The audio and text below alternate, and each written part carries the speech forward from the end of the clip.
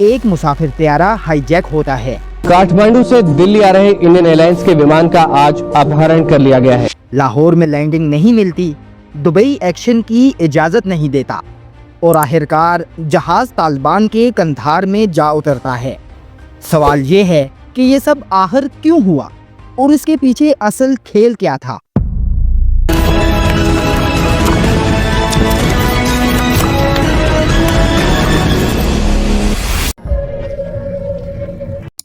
Beyond Ehtesham کے معزز ناظرین، السلام علیکم۔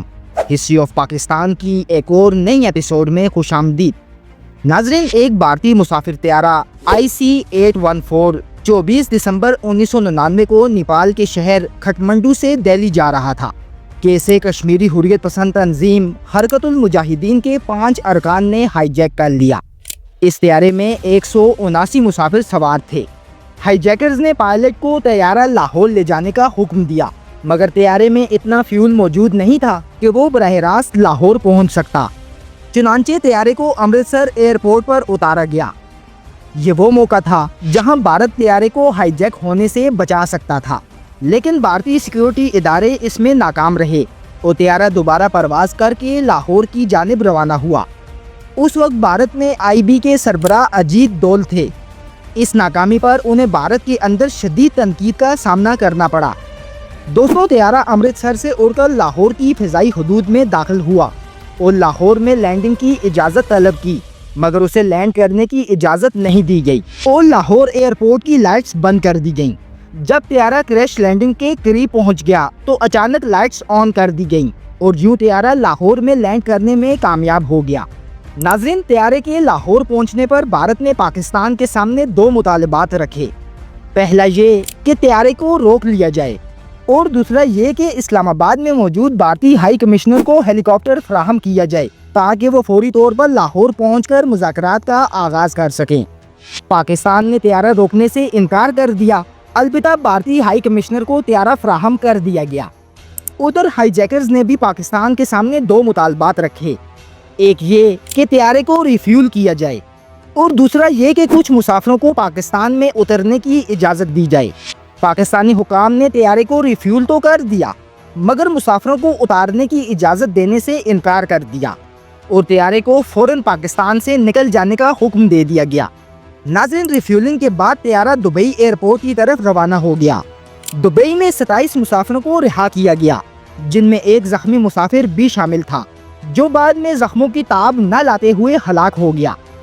دوستوں، دبئی میں بھی بھارت نے درخواست کی کہ بھارتی کمانڈوز کو ایئرپورٹ پر کارروائی کی اجازت دی جائے، مگر دبئی نے اس درخواست کو مسترد کر دیا اور طیارے کو فوراً دبئی چھوڑنے کا حکم دے دیا اور یوں طیارہ دبئی سے روانہ ہو کر افغان صوبے قندھار میں جا اترا۔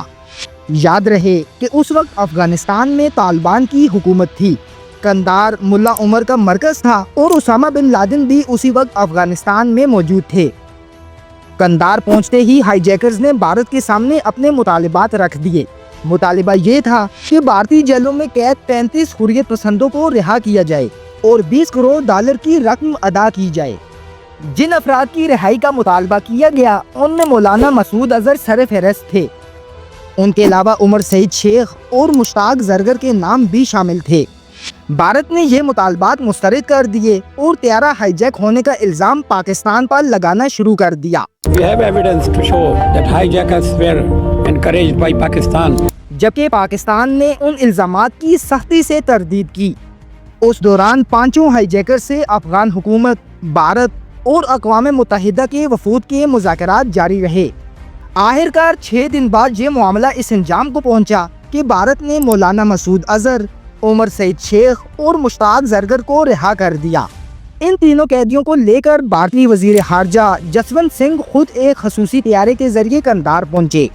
قیدیوں کا تبادلہ ہوا اور بھارتی طیارہ اور شہری واپس بھارت روانہ ہو گئے۔ قندھار میں رہائی پانے والے افراد کی ملاقات اسامہ بن لادن اور ملا عمر سے بھی ہوئی، جس کے بعد افغان حکومت نے ہائی جیکرز کو 10 گھنٹے کی مہلت دی کہ وہ افغانستان چھوڑ دیں، ورنہ انہیں زبردستی نکال دیا جائے گا۔ چنانچہ ہائی جیکرز اور بھارتی جیلوں سے رہا ہونے والے تینوں افراد قندھار سے گاڑیوں کے ذریعے نامعلوم مقام کی طرف روانہ ہو گئے۔ یہاں یہ بات بھی یاد رکھنے کے قابل ہے کہ یہ وہی مولانا مسعود اظہر ہیں जिन्हें आलमी दहशतगर्द करार दिलवाने के लिए भारत आज तक लॉबिंग कर रहा है। और ये वही उमर सईद शेख हैं जो रावलपिंडी में अमरीकी सहाफ़ी डैनियल पर्ल के कत्ल में गिरफ्तार हुए और आज तक जेल में हैं। दोस्तों, डैनियल पर्ल के कत्ल का एतराफ़ 9/11 के एक मुबैना मास्टरमाइंड खालिद शेख मोहम्मद ने भी किया है, जो इस वक्त अमेरिका में कैद हैं। ये वो हालात थे जिनमें पाकिस्तान पर एक तरफ जमहूरियत की बहाली का दबाव था तो दूसरी जानिब शिद्दत पसंदों की हमायत के इल्ज़ामात भी लगाए जा रहे थे। ऐसे में जनरल मुशर्रफ को आलमी दबाव का सामना भी करना था, लेकिन उससे पहले उन्हें अपनी एक सरकारी टीम तश्कील देनी थी जो हुकूमत चलाने में उनकी मुआवन हो और बेहतर कारकर्दगी के ज़रिए आलमी दबाव का मुकाबला कर सकें। इस मकसद के लिए उन्होंने सीनियर जर्नल्स पर मुश्तमिल एक टीम बनाई जिसकी जिम्मेदारी उम्मीदवारों के इंटरव्यूज़ करके शॉर्ट लिस्टिंग करना थी, जबकि फ़ाइनल इंटरव्यू जनरल मुशर्रफ खुद करते थे। नाजरीन, उस टीम ने जिन अफराद को शॉर्ट लिस्ट किया उनमें इंटरनेशनल बैंकर शौकत अजीज़ को वज़ीर ख़जाना, कारोबारी शख्सियत अब्दुर्रज़ाक दाऊद को वज़ीर तजारत, बलूचिस्तान में ज़ुबैदा जलाल को वज़ीर तालीम और वर्ल्ड बैंक में खिदमात अंजाम देने वाले डॉक्टर इशरत हुसैन को गवर्नर स्टेट बैंक मुंतखब किया गया।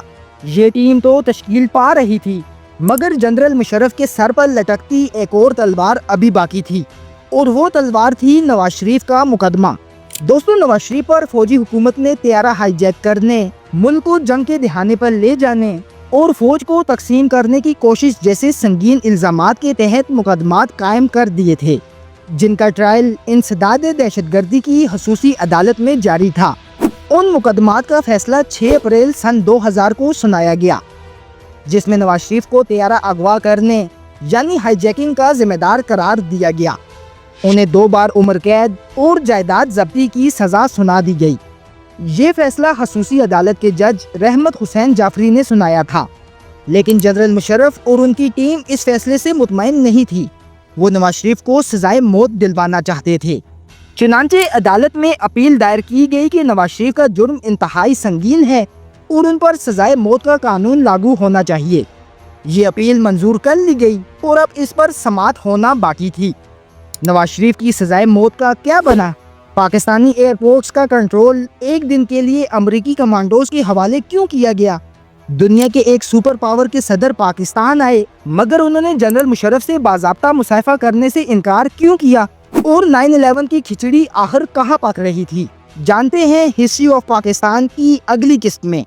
वीडियो कैसी लगी कमेंट बॉक्स में अपनी राय से ज़रूर आगाह करें।